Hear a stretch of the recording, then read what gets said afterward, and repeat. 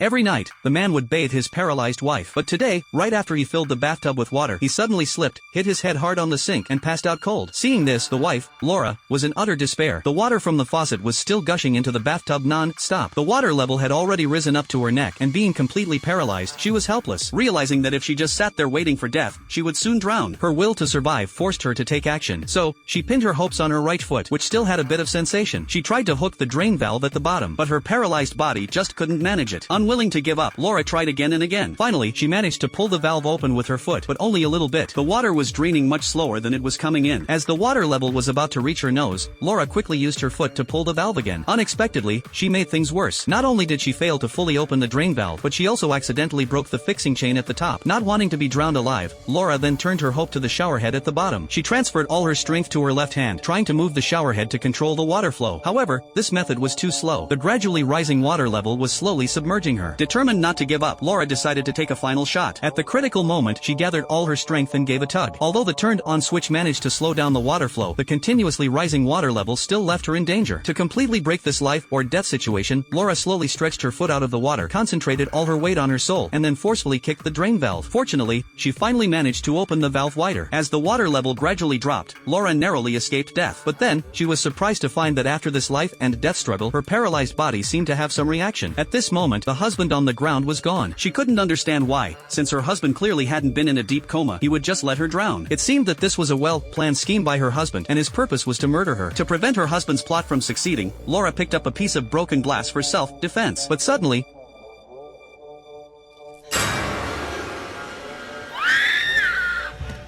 when Laura came to her senses, she found that her husband's body was lying downstairs. Looking at her motionless husband on the ground, Laura didn't know what had happened. To avoid being tricked by her husband, she tiptoed towards him, ready to run away at any moment. But then, she saw that the phone was under her husband's body. Trying to hold back her fear, Laura wanted to get the phone to call the police. Laura was completely terrified. She grabbed the phone and the car keys on the table and fled in a hurry, not knowing that her husband had opened his eyes.